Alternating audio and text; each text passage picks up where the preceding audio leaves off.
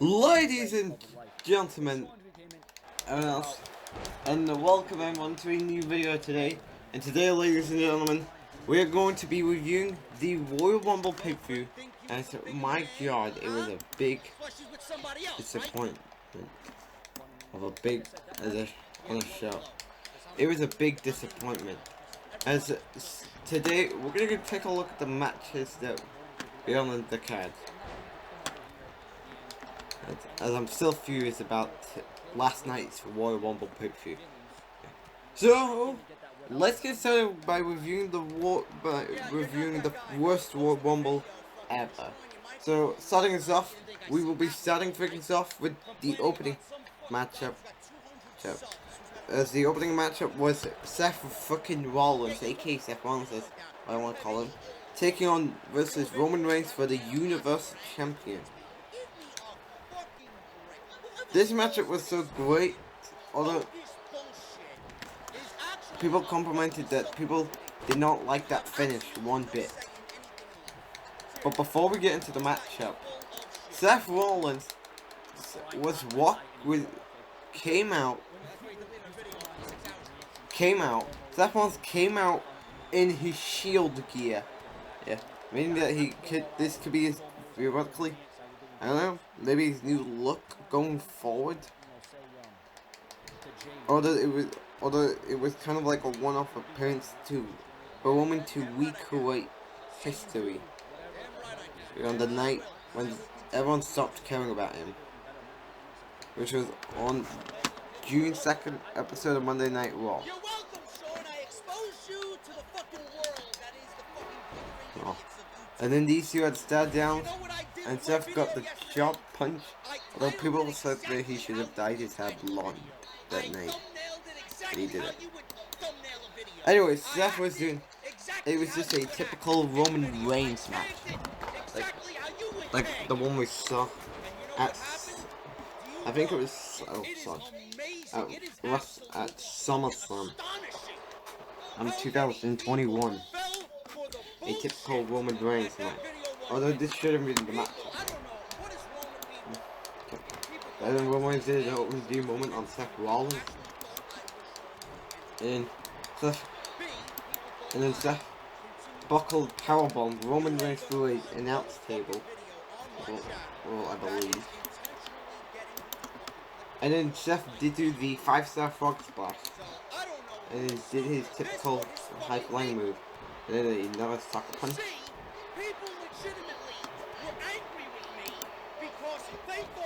And then a buckle powerbomb. A buckle powerbomb to the turnbuckle by Seth Rollins. And then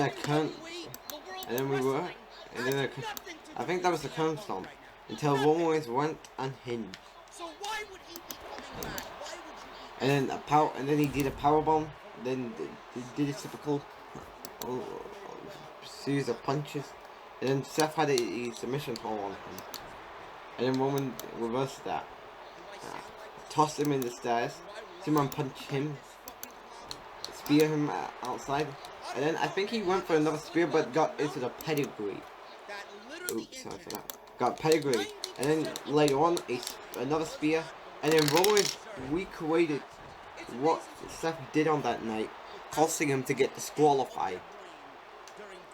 For Seth to win, but does not take the Universal Champion over to the Monday Night Raw bracket. People are feeling, before tonight's show, that if Seth won, that means the Universal Champion would be A, moving over to Monday Night Raw, or get traded with Kevin Owens for the Get Off My TV Happy Corbin and Mike Moss, which we're going to discuss in the later on, because I'm still obnoxious about that. And then Rollins did do some series of chair shots to Seth Rollins, getting him disqualified, and then he walks out. People said that it was a great matchup, but ended in a disgusting way.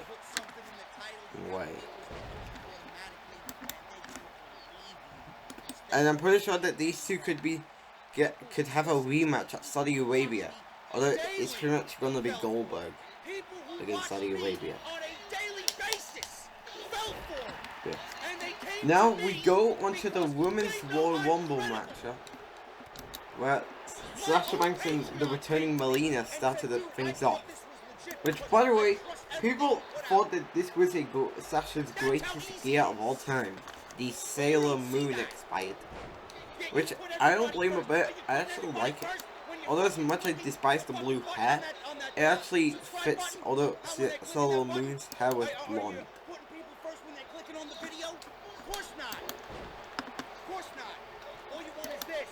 And then I think and there were some great spots in the match. And then and then there was a lot of good spots with Sasha Banks. People said that Sasha should have won, not Liv Morgan. But unfortunately, these two got eliminated. Well, but people thought Bianca should not win the Royal Rumble because she's not Stone Cold Steve Austin unless that gimmick comes to fruition.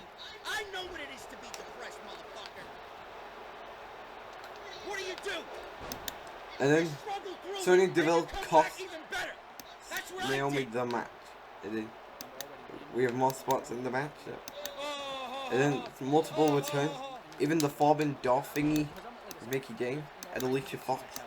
That was great. Although people said that the only downfall to this matchup was Ronda Rousey. That's right. Ronda Rousey, who we have not seen on WWE television ever since WrestleMania 35, if I'm pretty sure. Which was almost like 3 years, actually 2 years we've not seen Ronda in WWE. They did a head-to-head video 3 months after WrestleMania 35. Should he return? And this was a desperate move because she was spending time with his family. But do I think this is a terrible winner? Well, people saying that Ronda Rousey was so stale when she was Raw Women's Champion in 2018 and 19. Along with her promo skills. It just didn't connect with the audience. Although it did at times.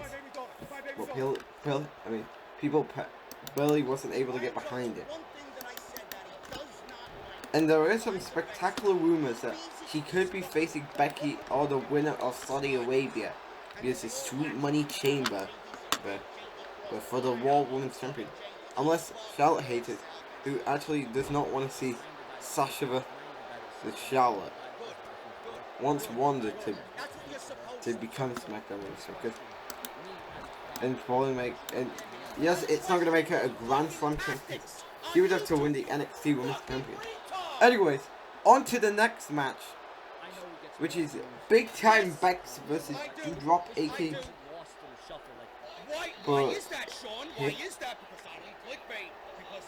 I don't know how to spell her name correctly.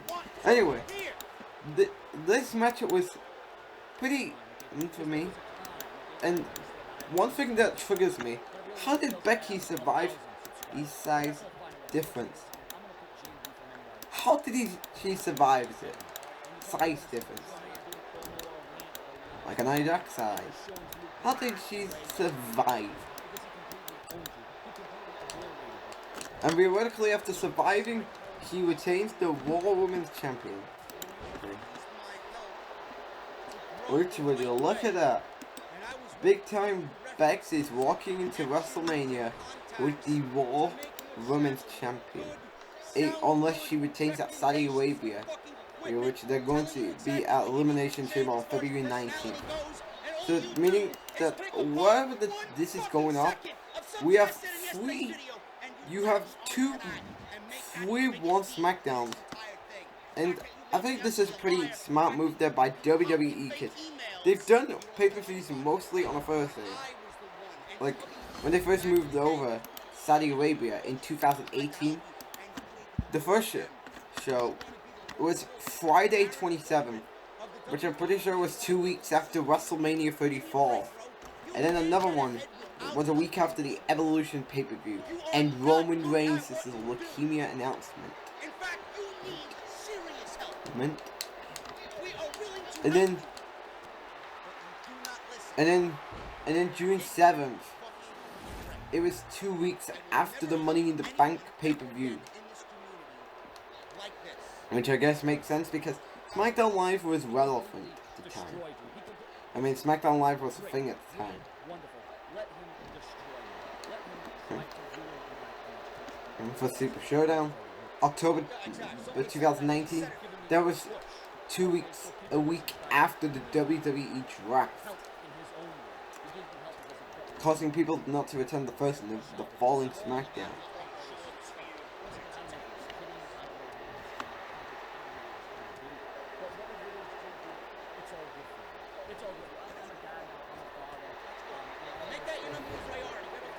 And then February 27th was actually 4 weeks after the Royal Rumble, and I really don't like it when they affect on a Thursday. And then they took time off until October 21st, which was a week after that god awful draft, which I still despise, and I will forever despise it till the next draft. And they're going to Saudi Arabia for the 15th of Feb for the 19th, which, hey, that's a pretty nice move. Although this could cause people to miss SmackDown on the 18th of February, which is not a bad move actually. So yeah, that's that. Next up is probably one of the everyone says his second disappointment on tonight's show. So, which is next up is the WWE Championship Matchup between Bobby Lashley and Brock Lesnar in their first time encounter. So, unfortunately though, it didn't live up to the expectations. It says everyone wanted this matchup to be good. So here's the kicker of the matchup. The match had a suplex, the typical Brock together, and then a suplex by Bobby Lashley, and then Brock did a taunt on the rope, and then another suplex, and then a kick to the crotch by Bobby Lashley. A sucker punch by Bobby Lashley. A spear but got reversed and broke the barricade. And then an F5 I got reversed. This is and then Brock doing a suplex to Bobby Lashley multiple times. Doing a suplex, and then doing a sucker punch, and then another suplex. And then Brock did try to go for the F5, but then Bobby Lashley reversed it into the Hurt Lock.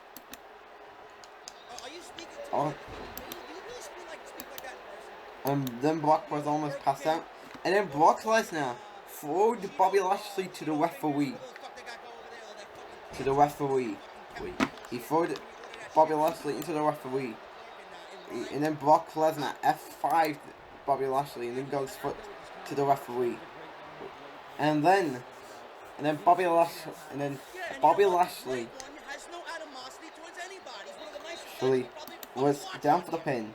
And then, out of nowhere, here comes the BS. Roman Reigns comes out moments after the DQ finish by Seth Rollins. Roman spears Brock Lesnar. He spears Brock Lesnar. And then Bobby Lashley goes for the pin. And yeah, that is basically my second least favorite match on the card. The dream match we've been wanting ended up in one of the worst ways ever.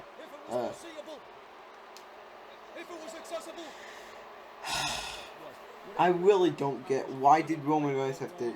And then another thing I want to mention, he even hit Brock with the WWE title when the ref was knocked out, helping Bobby Lashley get a second title win, which I don't think this is a good idea because Bobby Lashley's first win was terrible. He didn't have a good matchup during the ring, and you may be wondering, doing his matchup. No, let me do my voice. You probably wondering, hey, Nick Deadline, yeah, going to match up at SummerSlam with Goldberg. Yes, but people didn't want that to happen. They wanted Brock Lesnar. Instead, we had to put the matchup onto the hold because Brock Lesnar came out because they were focusing on Brock Lesnar versus Roman Reigns.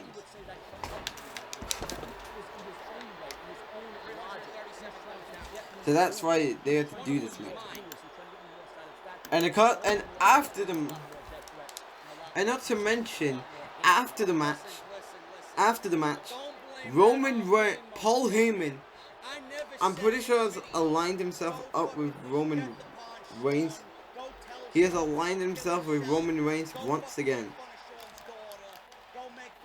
Meaning Roman Reigns and Paul Heyman are back together. I'm not too sure if it's for very long. I think it's just a one-off, a temporary alliance. So that's why Roman Reigns and Paul Heyman are back together. And he even handed Lashley. I think Lashley took the WWE title. So yeah, what a disappointing dream matchup we had. And WWE is robbed us out of our money for the dream match that was going to suck. WWE needs to regret it. Wasting our money for the dream match that sucked. Anyways, let's move on. Next up is the mixed tag team matchup between Miz and Release taking on Edge and Beth Phoenix.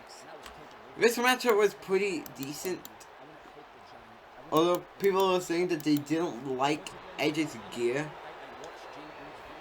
because it's just not as good as other gear.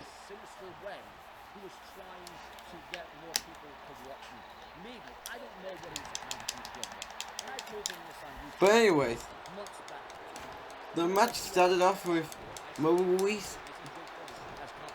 Beth Phoenix grabbing Maurice's foot, and then Miz tries to save her.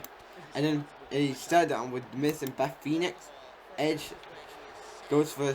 works on the Miz, and then Maurice, I think,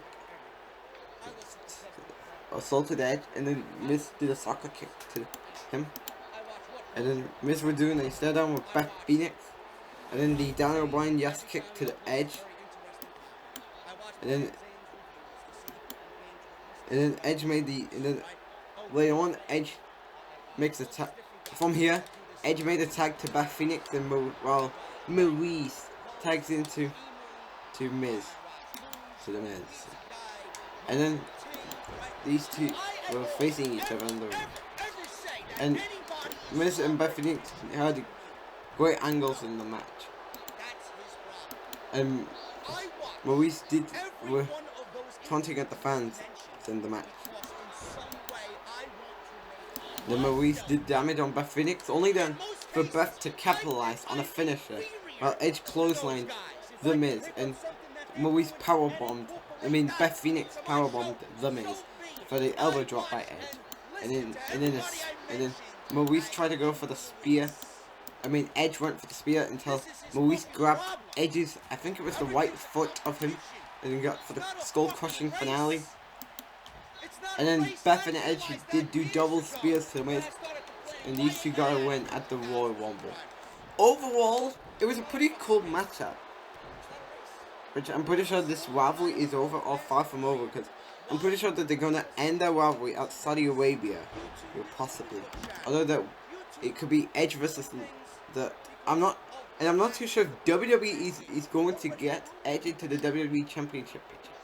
Anyways, time for probably one of my least favorite matches on the show, the WWE 2022 Royal Rumble match. Has starting things off, we have AJ Styles and before we get into the matchup, I want to mention AJ Styles' gear was pretty cool actually. It's not bad gear actually. AJ Styles' gear was very underrated. And he was doing a Shawn Michaels taunt when he was in the ramp. And then so AJ and Shinsuke Nakamura, these two who are the I'm pretty sure it was the best of 4 series in 2018. WrestleMania 34, the greatest Royal Rumble, the Backlash pay-per-view with that BS finish, and Money in the Bank. And then the next up, then as these two went on, I think Nakamura got eliminated by either Bobby Roode and Austin Theory. But then these two were actually still in the match. Sorry, my bad. And then Bobby Roode got eliminated by AJ Styles later on in the match. And then Austin Theory tried to eliminate Shinsuke Nakamura. Then Montez and Angelo Dawkins came in. Actually, I think it was Montez Ford. Anyway, coming into the ring later on was Rich Holland, who, by the way, people were saying that he's a twin brother with Sheamus and Cody Rhodes about the mask. Because WWE really gave him his mask on the main roster. Because they just were not letting him compete without the nose injury.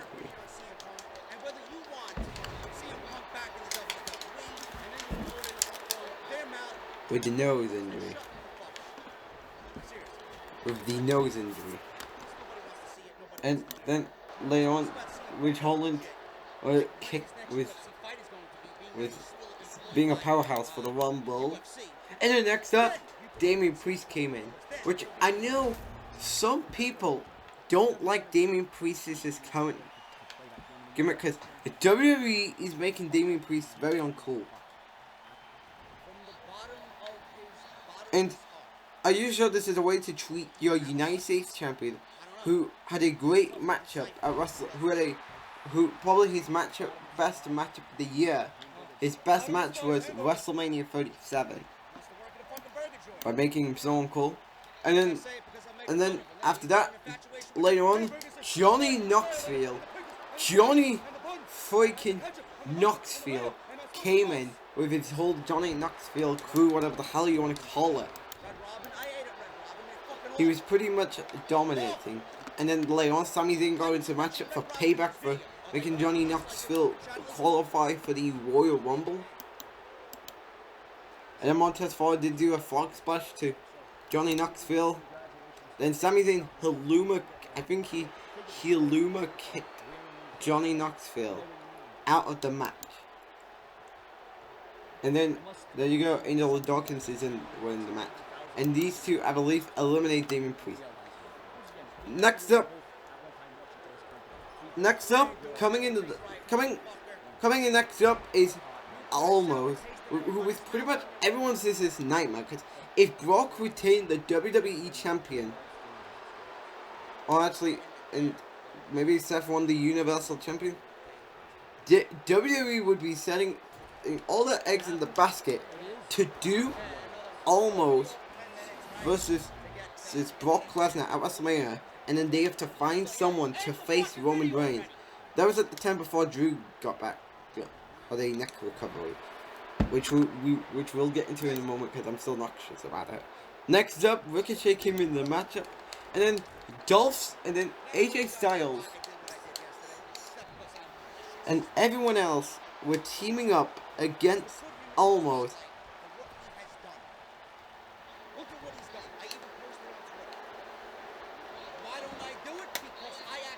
Okay.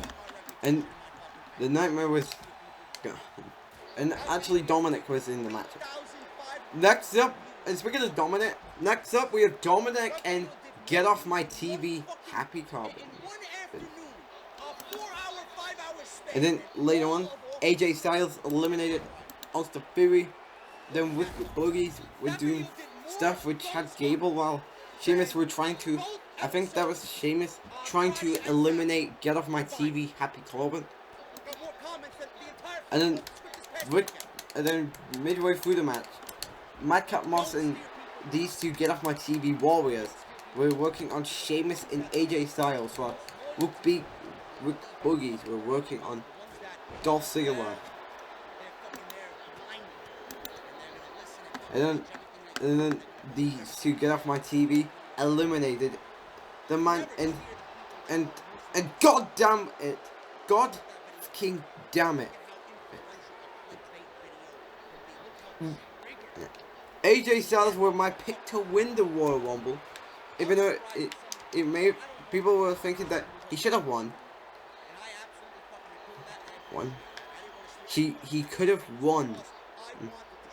But if it wasn't for Roman Reigns to screw Brock Lesnar out of the WWE Championship matchup, you would be seeing Roman Reigns versus AJ Styles at WrestleMania. Yeah, and then probably Lesnar versus probably Big E or someone else better. Like, Edge is not a good opponent. Then later on, Matt Riddle comes into the matchup, and then Drew McIntyre makes a big return to take out Madcap Moss. These two, get off my TV. These two who injured him at day, like 28 days ago at the day 1 pay-per-view. 29 days ago at the day 1 pay-per-view when they broke his neck. Who broke his neck, and then he had time to recuperate, and he was pretty much people's least favorite pick to win this match on the return, because the odds would be against him. Although people want Roman versus McIntyre, although the possibilities are probably endless for him for the match type, because it seems like that it's probably going to be Brock versus Roman Reigns at WrestleMania. Yeah, and it's not in the unification match that I want a unification match. You know why I want a unification match.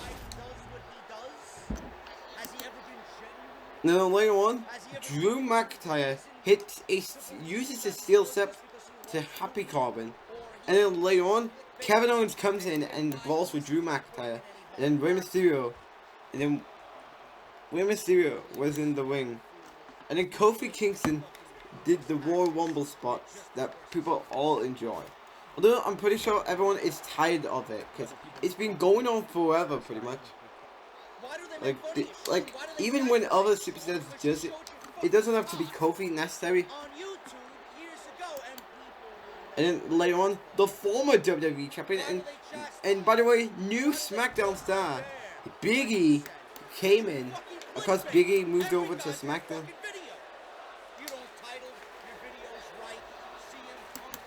And then next up is probably one of my. And then next up, we only have 2 returns. Now, why do we have 2? Well, first off, we have Bad Bunny, who's one of the greatest, who had a great matchup at WrestleMania. Who had probably one of my favorite matches of WrestleMania weekend in 2021.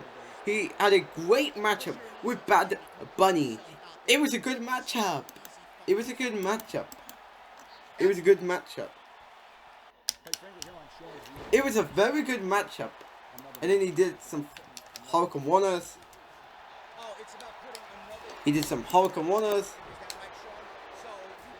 And he was dominating this matchup. And then next up, Ray hits the 619 while Big E from Friday Night SmackDown. Down. Bad Bunny. Matt Riddle. Kevin Owens were working with each other. And then Bad Bunny eliminated Dolph Ziggler. And then what, by the way, if you may not be a big Bad Bunny fan, Kevin Owens hit the stunner on Bad Bunny, which by far was one of the great spots of the night. Then next up, and then for probably our final surprise entry of the night, Shane McMahon, who I'm pretty sure we've not seen ever since WrestleMania 37. The former best in the world came in, and then he had a great, and he had a stare down with Matt Riddle, and then coming in at number 29 is Randy Orton. He RKO'd Big E when he got into the matchup. And number 30, the biggest biggest Royal Rumble flop of all time, ladies and gentlemen. That name is Brock Lesnar. Got number fucking 30 in the Royal Rumble match. Never I seen in my life a man who had a world title match, lost his world title, and gained entry to the Royal Rumble match. Never mind at number 30. And that was while Otis, who I realized I haven't mentioned yet, who was in the matchup, got eliminated. And then Brock eliminated Randy Orton, did a stare down with Bad Bunny. He F5 Bad Bunny. He did some damage onto Shane McMahon and Matt Riddle. Eliminated Shane McMahon. And I think he eliminated Matt Riddle or Shane McMahon or Drew McIntyre eliminated him. And then Brock F5 Drew, tossed him out of the ring. And there you go. He wins the Royal Rumble match. I mean, he will get probably his vengeance, a WrestleMania matchup, either with Bobby Lashley or Roman Reigns. I doubt it's going to be Roman Reigns, because Brock Lesnar got screwed out of the WWE Championship matchup early on tonight. Oh, I'm sorry if you're hearing the baby sound. Anyways, Brock Lesnar got screwed out of the WWE title match tonight, and now wins the Royal Rumble, and will be getting his, and expect him to make his announcement tomorrow night on Monday Night Raw, that he will be facing Roman Reigns at WrestleMania. Yeah. Overall, for the show, it was a pretty the worst Royal Rumble ever. Like, if you look at the matches, just Roman and Seth only in the match of the night, until some people were thinking about the stupid ending. Like, if you look at other Royal Rumble World title matches, you had some in the past year. You had two great ones from last year. Overall, this show was the worst pay-per-view of the year, and the worst Royal Rumble ever. Monday Night Raw tomorrow night, and I hope, and also, if you enjoyed this video, don't forget to comment, like, and subscribe. Thanks for watching, and have a nice day.